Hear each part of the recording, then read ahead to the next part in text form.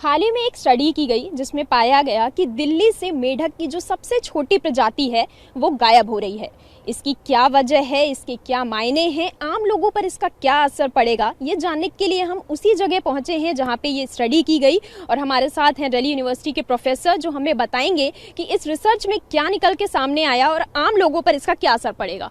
जी सबसे पहले तो ये हमने जो स्टडी किया है ये बेसिकली दिल्ली के सबसे छोटे फ्रॉग के स्पीशीज़ का है और हमने इसका वोकल बिहेवियर स्टडी किया है, मतलब जो ये आवाज़ निकालते हैं उनके ऊपर ये काम किया। बेसिकली इसका जो सबसे इम्पॉर्टेंट पर्पस होता है, तो हम उसको जब फ्रॉग्स के कॉन्जर्वेशन की बात करते हैं तो चूँकि ये जो स्पीशीज़ है फ्रॉग का, ये बहुत ही छोटा है। नॉर्मली आप जब जंगल में आएंगे तो ये आपको दिखाई भी नहीं देता है, बिकॉज़ इनकी जो लंबाई होती है मैक्सिमम 20 से 25 मिलीमीटर के बीच में ही होती है, तो इसलिए वो नॉर्मल ऐसे लोग उसको देख भी नहीं पाते हैं।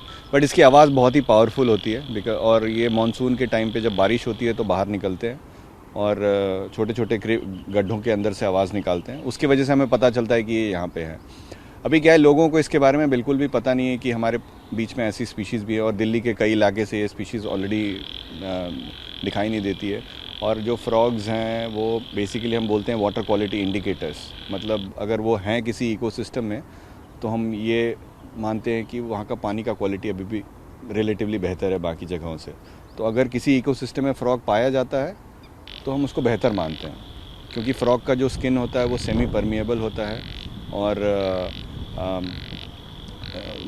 नॉर्मली कंटामिनेंट्स डायरेक्टली उसके अंदर एब्जॉर्ब हो जाता है। तो ये एक बहुत ही इम्पॉर्टेंट चीज़ है, बिकॉज़ अगर पानी का क्वालिटी तो हमारे लिए भी बहुत ज़रूरी है। अगर हमारा लैंड कंटामिनेट हो जाए या वाटर बॉडी कंटामिनेट हो जाए तो इसका डायरेक्ट असर तो हमारे ऊपर भी होता है। तो मतलब आपने जैसा रिसर्च किया और उसमें जो निकल कर आई बात कि दिल्ली से ये गायब हो रहे हैं, यानी क्या ये कहा जाए कि दिल्ली का जो पानी है वो प्रदूषित हो रहा है या वो बेकार हो रहा है, जिससे इस तरीके की जो प्रजातियां हैं वो गायब हो रही हैं? और अगर फ्रॉग यानी मेढक जैसी प्रजातियां गायब हो रही हैं तो आम इंसान के लिए ये कितना खतरनाक साबित हो सकता है? हाँ, ये बेसिकली एक बहुत ही इम्पॉर्टेंट इंडिकेटर है कि वाटर क्वालिटी हमारा ख़राब हो रहा है, इसी वजह से मेंढक भी गायब हो जाते हैं उस एरिया से।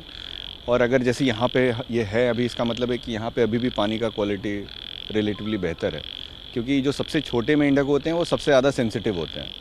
तो ये प्रजाति जो है ये सबसे छोटी है। आप नॉर्मली जाएंगे किसी भी जगहों पे जहाँ पे वाटर पोल्यूशन है, अगर आप वहाँ पे इसको ढूंढने की कोशिश करेंगे तो वहाँ ये हमें नहीं मिलेंगी। और जहाँ तक हमारा सवाल है तो वो तो बेसिकली मेंढक हम मानते हैं ऐसा कि और ऑफ कोर्स साइंटिफिक स्टडी के बाद भी हमें पता चला है कि मेंढक एक बहुत ही इम्पॉर्टेंट पेस्ट कंट्रोलर है हमारे लिए। तो जो इंसेक्ट पेस्ट होता है उसका सबसे बड़ा कंज्यूमर मेंढक ही होता है, तो काफ़ी हद तक हमारी मदद भी करता है, बिकॉज़ हमें इंसेक्ट से बहुत बीमारियाँ और ये सब वाली प्रॉब्लम भी होती है। तो मेंढक उनको लगातार खाते रहते हैं। आप अगर घर के पास एक छोटा सा वो एक टोड घूमते हुए देखते हैं कभी कभार, जो लाइट जब जलती है तो रात में आ जाता है साथ में, तो वो एक दिन में 2-2 हज़ार कीड़े तक खा जाता है। तो आप समझ सकते हैं कि इसका कितना इंपॉर्टेंट रोल है हमारे बीच में। तो इसलिए हम मानते हैं कि बहुत ही इम्पॉर्टेंट जानवर है। प्लस इवन इकोसिस्टम में हम ये जो पक्षियां हैं बहुत सारे उसके ऊपर डिपेंड होते हैं अपने फूड के लिए। तो मेंढक बहुत सारे अंडे देते हैं, उनके टाडपोल्स बाहर आते हैं, वो बहुत सारे जानवरों का भोजन भी बनते हैं। तो ये रिसर्च करने में आपको कितना समय लगा और अभी ये विदेशी एक जर्नल में भी प्रकाशित हुई है, उसके बारे में भी थोड़ा बताएं। और अभी दिल्ली के किन किन इलाकों में इस तरह की मेढक की प्रजाति पाई जा रही है? ये बेसिकली इस जगह पे हमने लगातार 2 महीने तक 2.5 महीने तक काम किया और फिर एनुअली भी हम 1-2 बार आकर के यहाँ पे सर्वे करते रहे हैं इसके ऊपर। और जब पहली बार हमने किया था तो लगातार 2 महीने, वो हमारे लिए वैसे भी बहुत बड़ा न्यूज़ था, गुड न्यूज़ था, बिकॉज़ उसके पहले हमें ये पता ही नहीं था कि ये मेंढक दिल्ली में भी पाया जाता है। तो इस स्टडी के पहले ही पहला स्टेप ये था कि हमने पहले ये हमें ये पता चला कि दिल्ली में एम्फीबियंस की कितनी प्रजातियाँ हैं। तो पहला स्टडी हमारा यही था। हमें उसके बाद पता चला कि दिल्ली में 8 प्रजातियाँ पाई जाती है मेंढक की, और ये वाली जो प्रजाति है ये सबसे छोटी प्रजाति है मेंढक की दिल्ली की। तो हमने सोचा कि इसी से शुरुआत किया जाए, बिकॉज़ दिल्ली से एम्फीबियंस के ऊपर अभी तक कोई भी जर्नल में कुछ भी प्रकाशित नहीं हुई। ये पहला ही बड़ा पेपर है जो इसके ऊपर आया है। और उसके बाद ये एक इंटरनेशनल जर्नल है PLJ US में, वहाँ पे प्रकाशित हुआ है। और आपने क्या पूछा था? अच्छा, तो दिल्ली के किन किन इलाकों में ये पाया जाता है, और अच्छा क्या और ऐसे किया जा सकता है कि इन प्रजातियों को संरक्षित किया जा सके या इन्हें बचाया जा सके विलुप्त होने से? दिल्ली में काफ़ी सारे ग्रीन स्पेसेस हैं, बट उनमें हर जगह ये प्रजातियां नहीं पाई जाती। जैसा कि मैंने बताया था, वाटर क्वालिटी उन एरियाज़ में उतनी अच्छी नहीं है कि ये स्पीशीज़ वहाँ पे रह पाए।